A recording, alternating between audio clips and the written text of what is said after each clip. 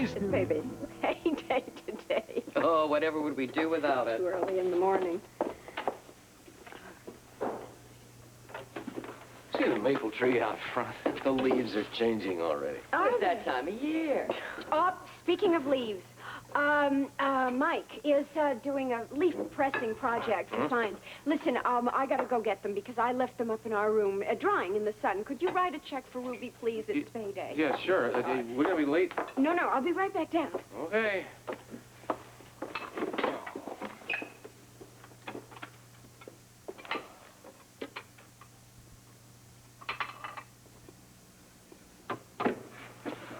Why didn't someone wake me up? Half the morning's over already. You want a wake-up call, you asked for it. All right, any news on Luke? No, nothing. Well, you know the old saying, no news is good news. Yeah, well, good, bad, or indifferent, I'll take any news at this point.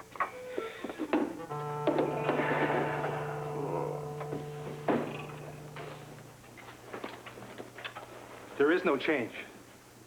The man still complains of pain. Gregory, that's not good. It's gone on far too long. Because the man complains of pain does not mean the pain actually exists. But just a second, are you suggesting he's faking? You can let him complain as much as he wants. He gets no help from us. He even refuses food, though. Without nutrition, his condition will worsen. Well, that's Mr. Spencer's problem, not ours, and it's not yours either. He gets nothing from us, and that includes sympathy. Might I remind you that if he should die... If he should die, he saves us the problem of killing him. Now get back to your post. If they have any further complaints, be deaf to them. As you wish. How long do we wait? As long as it takes. And what about Scorpio? What about him? The waiting's no easier for him. No, I disagree. By waiting, we give him time to plan, time to scheme. He knows the deadline. Yes, he also knows something else. He knows just how desperately we need that microfilm. So what are you suggesting, Graham? I'm suggesting that you go ahead with that face-to-face meeting. I see. May I ask why? Simple. I know Robert Scorpio. I know the way he thinks.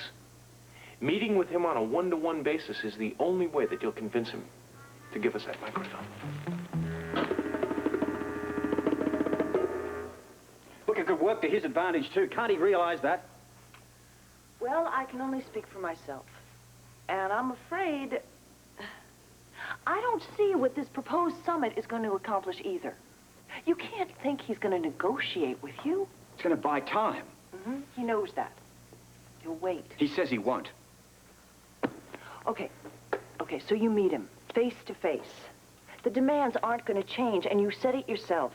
He's holding all the cards on this. I only require him to give up one. Right, where he's keeping them. Exactly. Now, all right, this whole thing may or may not accomplish anything, but maybe, just maybe, I'll pick up a clue as to where he's holding them. True. You might, you could, but will you? Damn it, anything's worth a try.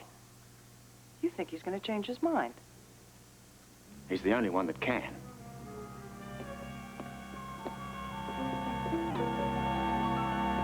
I still think you need a raise. You know what's happening with Luke. Wish you did. No one knows and no one's saying. Well, that's a bit of a contradiction. If nobody's saying it, means they know something. Well, maybe they're not saying anything because they don't know. What do you? What do I what? What do you know? I don't know anything. All I know is the guy's missing and no one's saying anything about it. They're keeping it a big secret. Who's no one? Connie, Robert, those guys, you know. Great. It sounds like trouble already. I wouldn't know. Here you go. Thank you, Ruby. Ruby, there's nobody any closer to Luke than you. Have you heard anything? Any idea? No, nothing. Maybe he went to visit a sick aunt. Wait a minute. Correct me if I'm wrong. You are his only aunt, right? Well, do you remember that bad cold I had a week ago? I think he got lost on the way over. Seriously? Seriously, I don't really know. But it's exactly as Blackie said. They're keeping it very secret. Well, that's Luke. Anything he's involved with seems to be secret. Yes, it's what's kept my mind racing all these years. Now, what I don't understand is how he gets involved with all of these predicaments. That's one thing I can explain. He gets involved because he's looking for it. Or asking for it, if you talk to some people. I think he needs it to get his motor going. But one thing we've been grateful for, and he can be grateful for, he's got more lives than a cat. Well, let's hope so. Another project saved for science. All nicely pasted down. Yeah, you bet. I get 10% of his A or no TV for a week. Wait. Do you know what they're talking about here? I don't know. Yes, Mike is pressing leaves for a science project. Oh, they still do that. I thought they were into computers and visual aids and stuff like that nowadays. Fortunately, some things are still sacred. Good. Sweetheart, I think we should get going. Leaves are important, yes they are, but I have a big day at the clinic. After you. Okay, y'all have a good day. You too.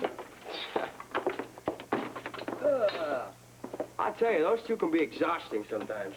That's funny. That's exactly what they say about you. Must run the family then. Coffee? Yes, please. Thank you. Still worried about Luke, huh? Yeah. Ruby, tell me the truth. You really don't know anything that's going on? Actually, I do. But you can't tell me. Look, Bobby and I talked to Robert, and he impressed upon us the importance of utmost secrecy. I can only say to you what I said to Rick. Whatever it is, it's very, very dangerous. Well, then why won't they let me help? Honey, you are helping. You're running the casino. Oh, yeah, I'm running it right into the ground. The second night, I almost sold the place up the river to Scotty Baldwin. Yes, I heard about that. You heard about that. News travels fast, I guess, around here. Oh, no, Brock just told Bobby and me. Oh, well, anyway, Scotty is gone, and this whole thing is over with, and I'm happy. You've had kind of a busy week. Yeah, sure. What, did you hear about the fire, too? She said bad news travels fast. But I also heard you played a terrific drum. Oh, yeah. What, do you got little spies following me around here or something? What? What did I say? Nothing. Still worried about Luke, aren't you? Yes, I am. And I missed him. That makes two of us, Ruby.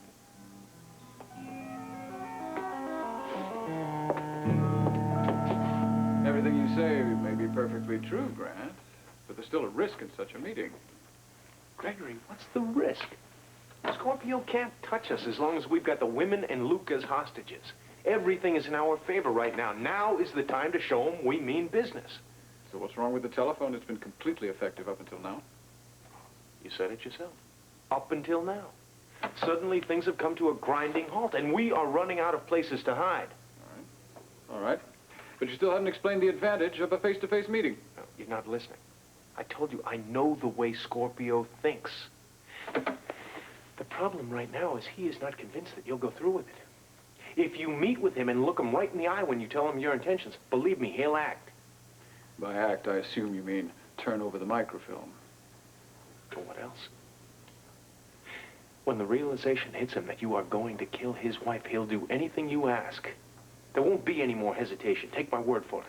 What if he's telling the truth, Grant? What if the WSB does refuse to give him the microfilm? No. He'll find a way to get it. And all because of a face-to-face meeting. Precisely. Grant, did it ever occur to you that Scorpio requested this meeting? There's every chance that he's planning a trap. All right. All right, then do this. Tell him you'll meet only on your terms. Let him worry about a trap. Oh, don't be foolish. Then he won't show up either. Gregory, there is one other way to handle it. Meet on the soil of a neutral country. One where you'll both be greeted as friends and treated as equals. So long as there's diplomatic immunity involved, he can't touch you. As much as he may want to, he won't break the law. I think you're right. So I'll do it.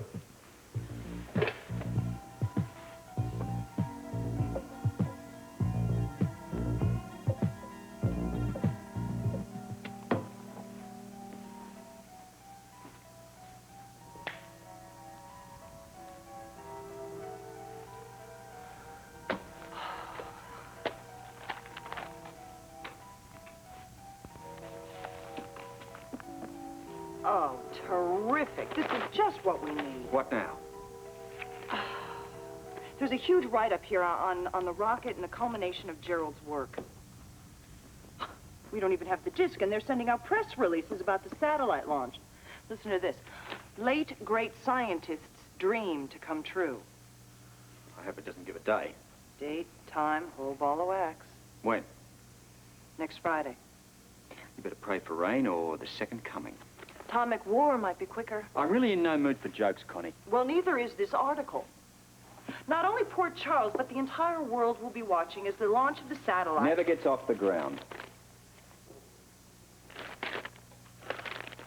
Damn Ballantyne, he must be crazy to think we can recover that thing in time. Maybe it's a ruse. Keep the DVX thinking that we're not fazed by this. It's wishful thinking, and you know it. We don't even know whether that bloody disc is still in the country. Scorpio. Yeah? Sure. Yeah, I'll arrange it. What do you know? It's Gregory. Now he wants a meeting. Well, who are you calling now? He wants it on neutral ground. If I can talk Chonga into it, the Nagora Pavilion would be ideal. This could be our last chance. Your silence tells me that you are unimpressed. Oh, just the opposite. These are quite impressive. I've never seen anything like them. They are all authentic, especially picked and shipped for the exhibit. Please, find a place to sit down. Thank you. We shall have tea and a selection of native fruit from my country. Remember, tea and fruit for our honored guest. Yes, Excellency. Right away. Well, I'd say this is a little different than what I'm used to. Oh? Well, is this typical of the homes in your country? Not necessarily. Some of the mountain tribes still live exactly as they did a century ago. But in the city, of course, a much different picture. Western customs, Western dress, Western mode of transportation. In fact, our cities are not much different than your own. But yet you still wear the traditional dress.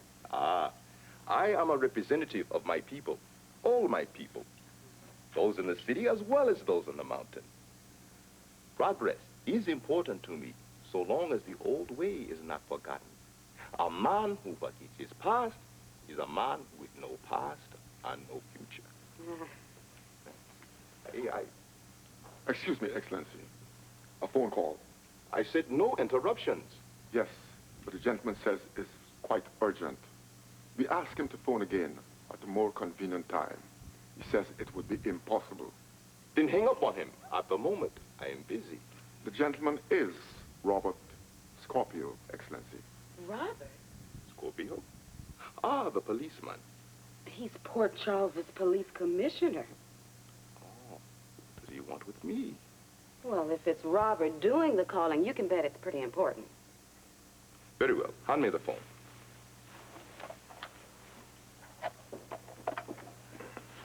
Greetings, Mr. Scorpio. I'm, sorry for the interruption, sir, but this is a rather urgent situation. If I can be of assistance. To be quite blunt, you're my only hope. I need a room in your pavilion for roughly about 5 minutes. The reason? A meeting with a representative of an unfriendly country. We need a neutral ground for our discussion. I see. I'm afraid the negotiations are of a rather secretive nature and can't be discussed. A peaceful meeting, I hope. I want no violence here. You have my word on that. Then you have my permission. Make the arrangements, and you will get full cooperation. Thank you, Chonga. You are most welcome. Call me again when plans are final. Were there problems? For someone, perhaps, but not us. Ah, and how did you like the fruit? Oh, it was wonderful. It was delicious. Good. While we enjoy the tea, you can tell me what you think of the expo so far. A fair without a roller coaster isn't even worth the price of admission. It's not a fair, it's an expo. Same dip. You know, people go to those things for the rides. They probably won't even have cotton candy. Wonderful. See, that's exactly what I'm talking about. You know the attitude that you have about this? Well, this whole thing has been designed for adults. And that's not even right. They didn't even think about kids. And the kids are the ones that buy tickets. Seriously. If there are no thrill rides, there'll be no kids. They'll all stay home. I'm not interested in foreign culture. They could go to school for that kind of stuff, Jessie. I'm telling you, you guys are late. We are both well aware of that, Amy. I saw your door closed this morning, and I figured you were sleeping in, and I thought I should wake you up, and then I thought I would be nice and let you sleep in. Dearest one, just because the door is closed does not mean that we were asleep. Well, then... Amy, think about it. Yes, and while you're doing that, would you check us both in, please? Sure. You want a lunch date? Find me in the clinic. I will. Bye. Good morning. Good morning. Morning, Rick. Good morning. Gee, it was awfully early for you after such a late night. It's this exposition with all the extra people in town is filling up the rooms. Yeah, Steve was just telling me that we had to hire several interpreters to handle all the language problems. Well, I think it's going to get a lot worse before it gets any better. Probably. Gail, can I talk to you? Well, sure. I have a minute now. It's going to take a little longer than that, and I'm doing surgery. Or later then? In your office. Sure, Rick. I'll be there. I have a light load today. Thank you. Thank you very much. All right, Gail, let's proceed and see Miss Freeman, and let's hope that she's in a better disposition. Main desk, Miss Vining. No, I don't have that information. No, I'm afraid no one knows where Dr. Putnam is. Well, I'm very glad Prince Chonga agreed to cooperate. The Angora Pavilion is perfect for our needs. Always assuming, Commissioner, that you will respect its diplomatic immunity. Well, Commissioner, you have nothing to fear from me. Good, I'll see you then. It's done. Good. I heard you mention diplomatic immunity. Yes. He offered me safe passage to and from. And, of course, as long as we have the hostages, he's completely trustworthy. This is going to work, Gregory. I can feel it. I'm very glad to hear that, Grant, considering it was your idea. Listen, trust me. Seeing you, meeting with you face-to-face, he'll realize you mean business. Well, perhaps you should go. With you? No, alone. Such a display of confidence, I'm sure Mr. Scorpio would be as impressed as I am. Well, he might be impressed, but he certainly wouldn't be frightened. No, Gregory, no, that's your specialty, scaring the hell out of people. It isn't difficult, Grant, when you have the right ammunition. The hostages? Exactly. When's the meeting?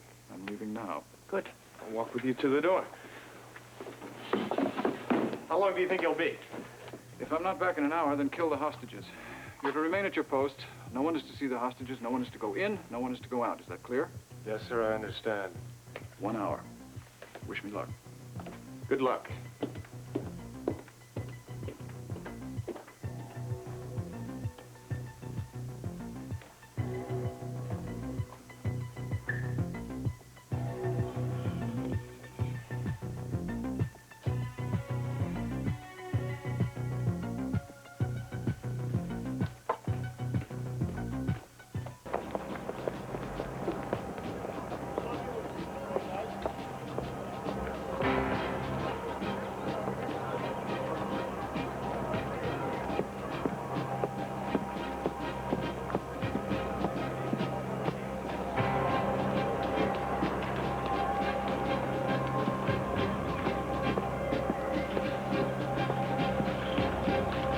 This is just great. There's no knives, no forks, nothing to worry about. The hand is the most sophisticated eating utensil on earth.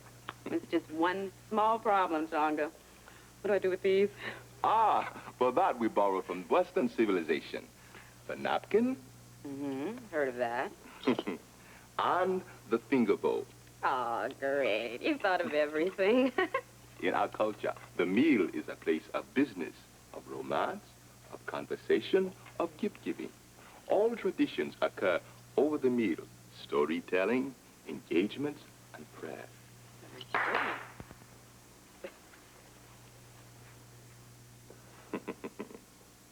For me? A token of my friendship, of my respect. Oh, no, I couldn't. In my country, to turn away a gift is a terrible insult. Really? Worse than violating any of your commandments. I certainly wouldn't want to do that. Then accept it. Of course I will. Oh, it's wonderful. Thank you. Also, they can bring one great luck.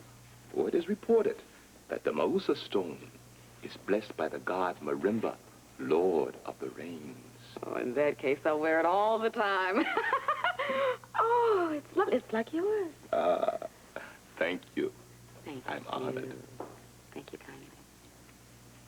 Excuse me, sir. Yes? What is it? Send him in. And now, if you're not too tired, a tour of our pavilion. Oh, I think it'd be wonderful. Thank you. I'm going to have to ask you to wait in the next room for a moment while I take care of some business. Of course. I will join you and show you around. I won't be but a minute. Great.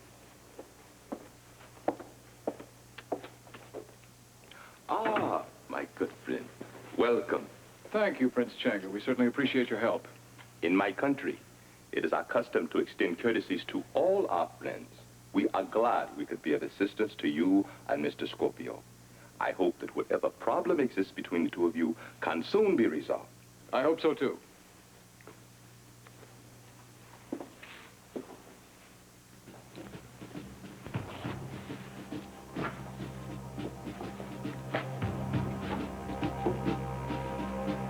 Well, alone at last. I want my wife. I want the microfilm.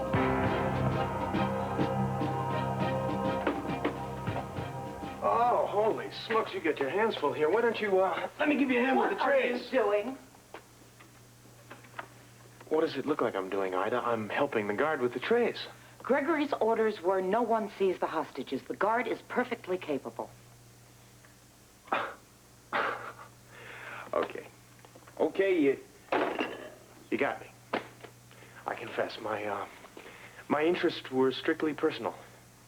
I realize how hungry the hostages are, and frankly, I just wanted to see my wife grovel as I hold the plate back from her. Without Gregory around. Well, why should he share in my fun and games? I know it's very difficult for you to resist the temptation, but there's no need to cause more commotion. I'll be very quiet. It's her outburst I'm worried about. Deliver the food, come back out. Come, Sung Cho has prepared us lunch.